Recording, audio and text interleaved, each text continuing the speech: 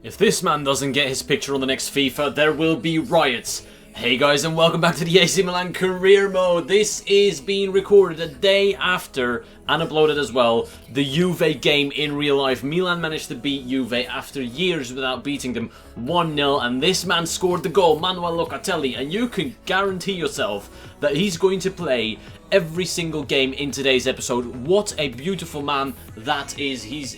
I just love him. I absolutely love him on the game and in real life. Manuel Locatelli, you stepped up to the case. Well done. Time to head into today's episode, though. There will only be 2 games for the simple reason that the transfer window opens. I've read a couple of suggestions, a couple of comments. Most of the players you guys suggested, I've actually signed in previous career modes with Milan on previous games, so I preferably do not want to do that. Also, Axel Witsel, obviously being a popular choice as he's been on Milan's radar for a while. Unfortunately, I've looked at Witsel in-game. His face looks nothing like him. It's like Radja Nainggolan from Roma. It's an absolute disgrace how they've pictured Witsel, and for me that just ruins a player for me in career mode, so I don't want to go for Witsel. I've shortlisted a few players and you guys are going to get the vote probably. Now first we'll take a look at the fixtures we've got today. Bologna away from home, Pescara in the cup. I could actually sim that and get the Torino game in, probably. We'll see how that goes, but first we need to talk about the players leaving the club. Both on this game and in real life, the Milan youngsters, the teenagers, have stepped up. Donnarumma, Locatelli, De Silio, Romagnoli, they're all doing fantastically well, so it's time to clean up the club and get rid of some of the old players that are not performing. For me, Jose Sosa is an open and shut case for getting rid of him. He wasn't good enough. When it comes to Abate and Paletta, I have mixed feelings. Abate obviously has been at the club for a long time. He started dropping off in pace a little bit, but Abate is one of the players where I want you guys to vote. Should he leave the club right now, or should we just keep him and have him as a backup wing back for Calabria? Because Calabria for me is just my first choice. So vote in the top right hand corner of the screen for Abate to stay or leave. Paletta, I've already made the decision. He's going to stay. He has been fantastic for us this season so far. Halfway through the season, he has helped our defense, and we need an experienced leader in that back line. Next season, I'm probably going to look for a new centre-back, but right now, Paletta is working so well with Romagnoli, I don't want to replace him. And we've got Gustavo Gomez as well. Carlos Bacca, nothing needs to be said about this guy. Yes, he's 30 years old, and he's also starting to decline in a few stats, but he's our top goal scorer. He's never leaving the club. When it comes to Keisuke Honda, I've made the executive decision. In order for Milan to move forward, we need to get rid of players that are valued like him, but don't get the regular playing time. He doesn't get played enough to be on the bench. He's too expensive. We need to get rid of Keisuke Honda as well.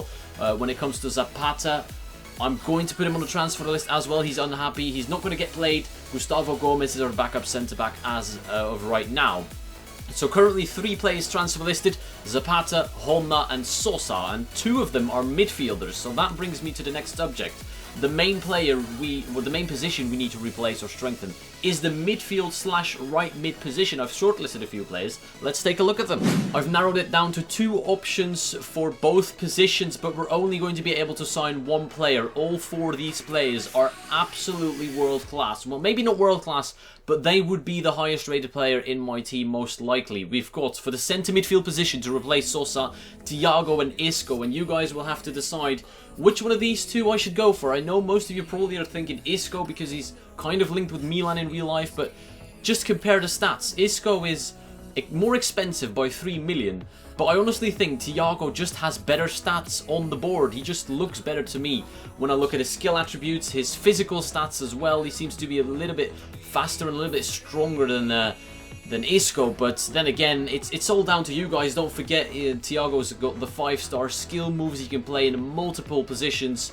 Flair takes finesse free kicks. Isco has 4-star skills, which is still good enough. Can also play on the right, which is handy. But yeah, let me know, Isco or Thiago, who should I go for if I end up picking one of these 2?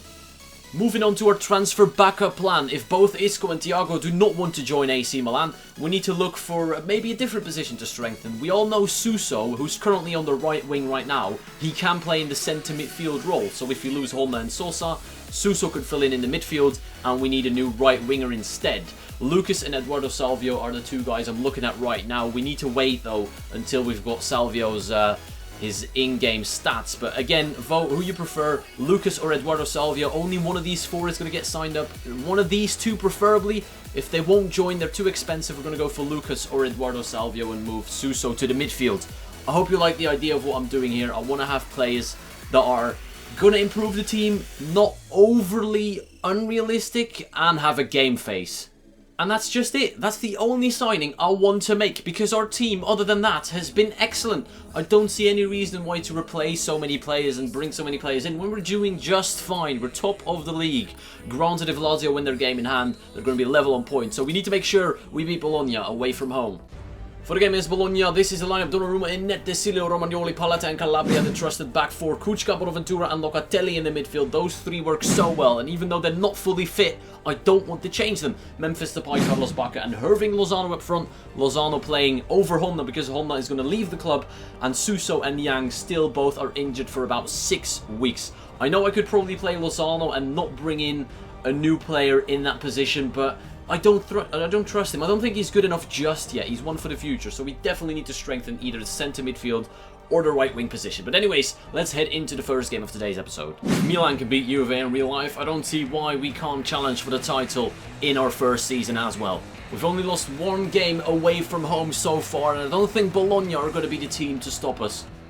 Lozano. Good work by Lozano. He pulls it back. It's Memphis, but Gomis comes out quick and fast to get there. It's a good save again by the goalkeeper. De Silio into Bonaventura. Bonaventura into Kučka. Kučka looking for a man in space. Needs to hold up the play. Milan again dominant, but we need to get that chance in front of goal. There is Bonaventura. Bonaventura back into Lozano. Lozano gets brought down by a brilliant challenge, and we're going into half-time 0-0. You can see right there, we are in absolute control. The ball has been in our half 7% of the time, both teams combined. That just shows you everything. The possession may not be as dominant as it looks, but look at the graph on the right hand side. 7% of the time the ball's been in our half. That for me just shows how good we've been, and even with this tired midfield we're doing well. But I think it's time to bring Locatelli off. He doesn't have the fitness anymore. Sosa is going to come on for him, sorry. The one change at half time. Without creating many goal-scoring opportunities, Milan have never been this dominant in a game before. Jose Sosa is about to break through. Sosa turns back. Lovely work. Kučka into Bonaventura, but the wall is so strong. Bacca tries to get past his man. He does well. Carlos Bacca lays it off. Memphis again. The defending was exceptionally well done there by Bologna. Kučka. Lozano, I haven't seen enough from you yet, but that's a good ball into Sosa. Sosa turns inside. It's Jose Sosa who turns. It drops. And Memphis Depay, I'm not sure how you can hit a ball that weak. It's not good enough for Milan. We need a chance here. We need to score a goal. Bonaventura now into Bacca. Bacca out wide to De Silio. Can he score? De Silio! Oh my days, what a finish. Mattia De Silio opens the score out of all people. It is the left back who gets on the score sheet. Well deserved from AC Milan, but not the person you'd expect to bang that in on the volley across goal. Goalkeeper rooted to the spot. That is a world-class finish from De Silio. Important goal as well, getting us closer to that 3 points and potential Serie A title. And there we go, that's the final whistle. We win the game 1-0, and this is a testament to why I want to keep Gabriel Paletta in the club. We haven't conceded in this game. We barely allow them to have any chances, even with a tired midfield like we had. They only had 1 shot on target, which was well saved by Donnarumma. 5 shots on target for Milan. Surprisingly, we didn't really score enough goals, and it was the unsung hero, Mattia De Silio, 100% passing as well. I think it's a clear-cut, man of the match performance from him. He's going to get 8.7 to his man of the match total. And this is the first player that wants to leave the youth system, Alessandro Branco. We're going to offer him a contract, and we'll see how good he is just before we enter the January transfer window. It looks great. 58 overall, not the best, but 88 to 94 potential for a 5'9" CDM. Let's give him that contract. I want to see how good he actually is. And now we are in the January transfer window. I'm going to let you guys know if anything interesting happens with transfers both in and out.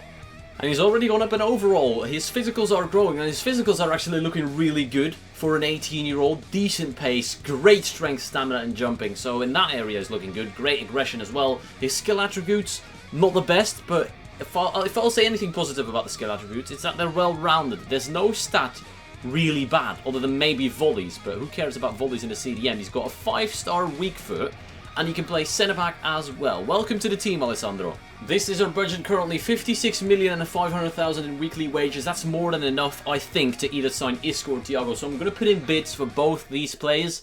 You guys will get to vote which one of the two I get to accept. I think Isco has now gone up in overall and in price as well, which is good and bad in both ways. It means he's more expensive than Thiago. That could change your vote, maybe. Don't forget, I'm going to put in bids for both of them very similarly for the start. So he's worth 35. I'm going to offer both the clubs 40 million just to start off with. Once I know which one of these two you guys are going to sign, I'm going to obviously put in better bids than just 40 million. We'll need to get one of these two in the club. I don't want to settle for Lucas or Eduardo Salvio. We've got new investors in Milan. We're doing well in the league. This is our opportunity to sign a big name player. And oddly enough, the more expensive player, the offer has been accepted. 40 million for Isco.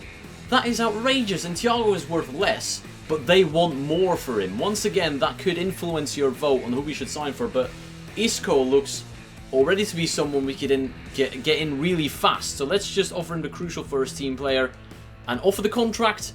We still can go for Thiago though, don't forget that.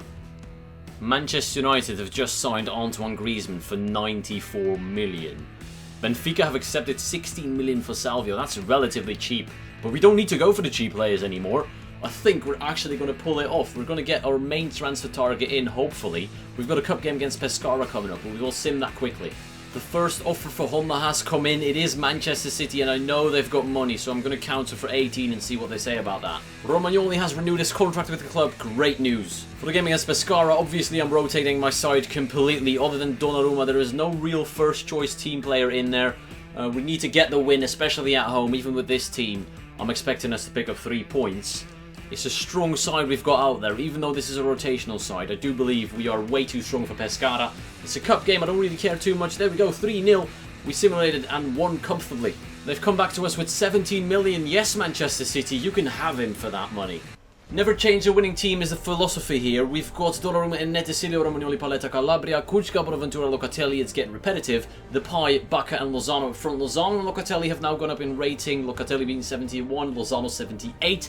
Hopefully Lozano can do a little bit better before he will get seriously tested with competition. We've got a new big player on the way, and Niang is back from injury, although not quite fit enough to play this game. Juve level on points with us, but we've got that game in hand. It's very important to win this one. Let's go, boys. We've got this. Not really sure what to show you of that first half. We're playing relatively poor. It's like the transfer window has taken our attention away from the game a little bit. We don't seem to be focused as we should be, and therefore it's been a boring half. That's a good ball in, and it's a goal for Torino. They're 1-0 up just before the end of the first half. Donnarumma concedes his first goal in I don't know how many games. It's a good cross, unmarked. Paletta let him run. I'm not too sure about that defending right there, but it is what it is. We're 1-0 down. The second half will need to be a lot better than this, boys. Memphis, Carlos Bacca, Bonaventura. Bonaventura does well. Bonaventura into Bacca. Bacca could have equalised, but the shot is blocked, and that is the end of the half.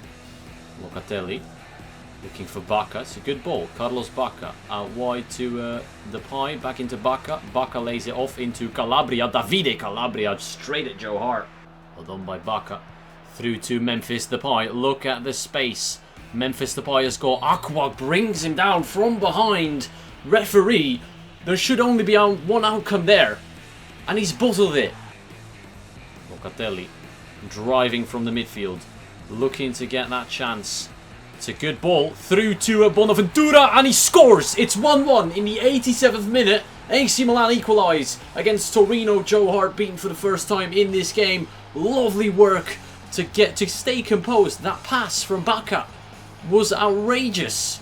It found Bonaventura in space. I think he nutmegged the defender as well, Bacca, with that no-look pass. Very well done. Milan are not going to lose this game, hopefully. And this Calabria. He didn't really challenge. Maxi Lopez is on it. Well done by Locatelli. And they're getting a bit lucky here. The ball keeps bouncing back to them. He's found someone in the area, but we're getting rid of it. Locatelli through to Lozano. Surely not. Surely not for Milan.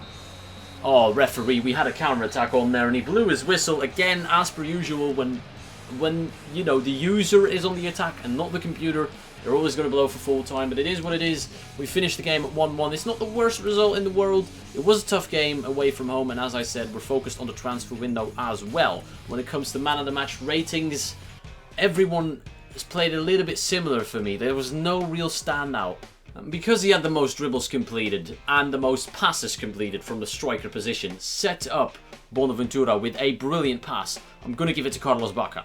Honda has left to Manchester City again. Isco declining that contract offer. He really wants a big sum of cash for him to join AC Milan.